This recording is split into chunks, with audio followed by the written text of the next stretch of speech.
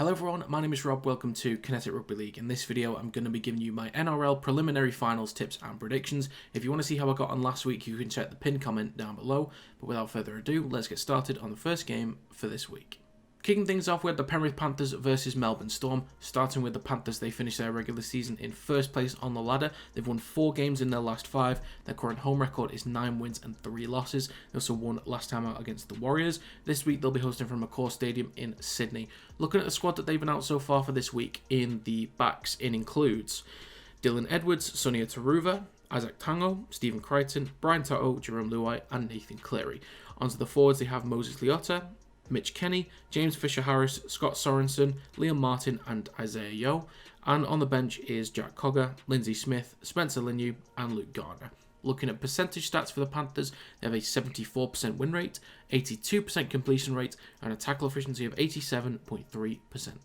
Moving on to the Storm, they finished their regular season in 3rd place on the ladder. They've also won 4 in their last 5. Their away record is 7 wins and 5 losses. They also won last time out against the Roosters. Looking at the squad that they've announced so far for this week, in the backs it includes Nick Meaney, Will Warbrick, Marion Seve, Justin Olam, Remus Smith, Cameron Munster and Jerome Hughes. Onto the forwards they have Tui Kamikamica, Harry Grant, Christian Welch, Trent Liaro, Elias Sekatoa and Josh King, and on the bench is Tyron Wishart, Tom Eisenhuth, Nelson Asfa-Solomona and Tarek Sims. Looking at the percentage stats for Melbourne Storm, they have a 65% win rate, 80% completion rate and a tackle efficiency of 86.7%. So looking at how the season has gone for both these teams, the Panthers have been, they've had their moments where they've been poor, but it's extremely rare. Extremely rare. And when they haven't been poor, they've just been great. Whereas Melbourne Storm, they've only ever been consistently fine throughout the season. They've had a lot of really bad moments, but they've been, on average, fine. Whereas the Panthers have been great. So I do think that Melbourne Storm have great individual players that can really impact this game. Of course, the spine being Meaney, Munster, Hughes and Grant. Of course, they can influence anything. They're fantastic players, but... And I think players like Justin Olam in the centre position can have an impact, against any opposition centre, such like, someone like Tony Staggs does with his size and his power. So Justin Olam, we know what he's capable of, but Melbourne Storm, they just haven't been putting it together. They've not been good enough this season. Defensively, have not been that sound. In attack, they've had their moments, but overall, as I said, they've been fine. Nothing special. But looking at this Panthers team, full team available. There was a worry that Nathan Cleary wouldn't be available after an injury in training, but he's been listed here. I do think he'll be fine to play. Having Jerome Luai in there, he's missed, I think, 1 or 2 games in recent weeks. So having him there is huge. Dylan Edwards is a class act, as we know, and Mitch Kenny, when he's not been there, a few times in the last few weeks, there has been something lacking from the pace and the efficiency of the forwards for the Panthers, but the fact he's there is huge for them. So I think the Panthers, they know how to limit points. I think Melbourne Storm's going to find it very difficult to open up the Panthers. Again, the only, 2 performances we can look at in, recent weeks on how to combat the Panthers. One is what the Eels did a few weeks ago, and a few weeks before that was probably the Seagulls, because I mentioned this before, the Seagulls in the first half against the Panthers were kind of shutting them down. They weren't allowing them to spread the ball. So that's going to have to be the plan of action for Melbourne Storm, is jamming as quickly as possible, making Nathan Cleary have to play the ball early, not drawing players in. They're going to have to make him play and not allow the Panthers to get onto their process and knock them off balance as much as possible. And I think that will be the strength of Melbourne Storm, is when things are chaotic, when things have to be off the cuff. I mentioned it, previously, that there are individuals that can do it for the Panthers, but Nick Meaney is one that can do it, and more importantly, Cameron Munster. When you put him in a position to have to create something from nothing, he can do it brilliantly. And the same with Grant, and the same with Hughes. So, and there are players on the Panthers that can do it, but that kind of style will suit Melbourne Storm because the Panthers want to play on their process. So I think ultimately the Panthers are going to be too strong for me in this one, because they are good enough as a team to not allow others to disrupt what they want to do. So I think the Panthers will do a great job in limiting the number of points from Melbourne Storm, and they'll put up a solid number of points themselves as well. And I see a really big scoreline here, not massive, but a very sizable gap. I think the Panthers are going to run away with this one. So I'm going to go with the Panthers to win 13 plus.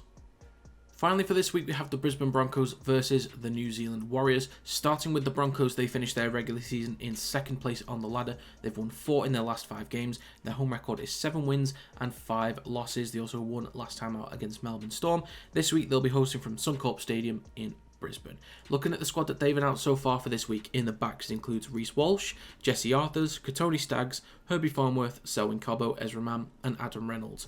Onto the forwards they have Thomas Flegler, Billy Walters, Payne Haas, Kurt Capewell, Jordan Rickey and Patrick Carrigan, and on the benches Tyson Smoothie, Brendan Piacora, Kobe Hetherington and Keenan Palacia. Looking at percentage stats for the Broncos, they've had a 78% win rate, 77% completion rate and a tackle efficiency of 86.6%. Moving on to the Warriors, they finished their regular season in 4th place on the ladder. They've won 3 in their last 5 and their away record is 8 wins and 4 losses. They also won last time out against the Knights.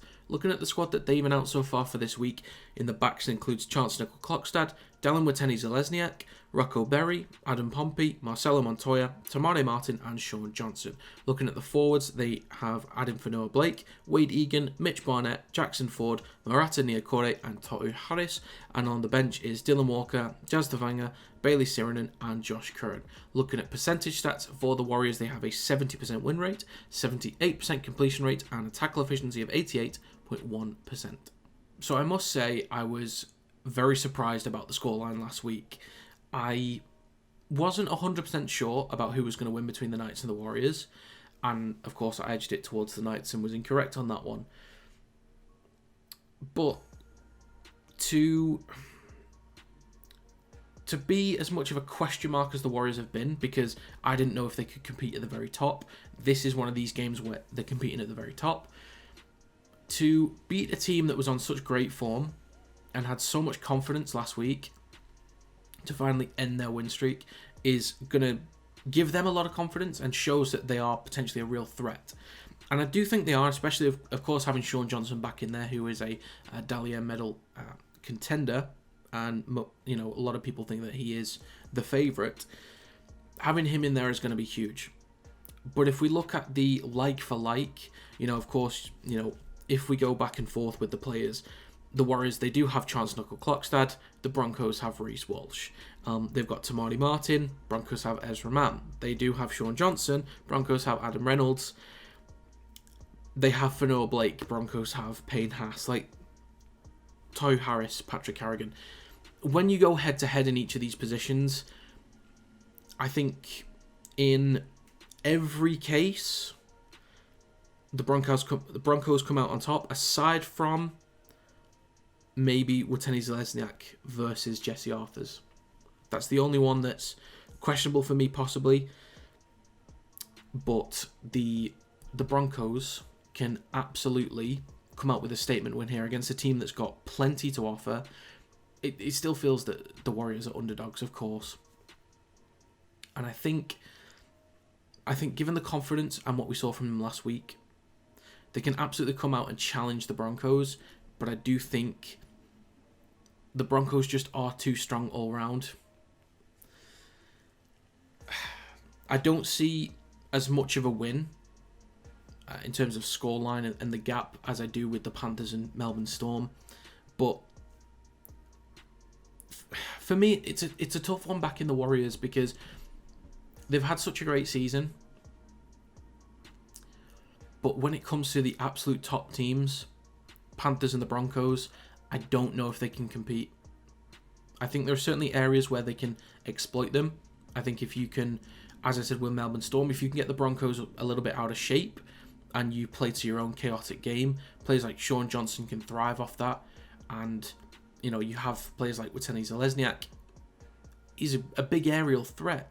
So you put him against either Selwyn Cobbo or Jesse Arthurs. Both, I think, are very reliable and especially reliable in the air.